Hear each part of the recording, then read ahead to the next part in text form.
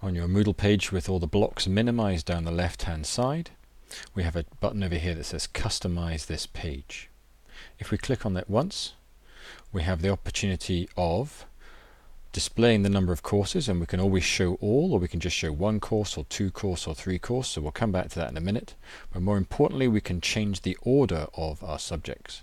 So if you wanted to move biology further down, you just click on the four-way arrow and drag it. If you want to put maths near the top, just click on the four-way arrow and drag it.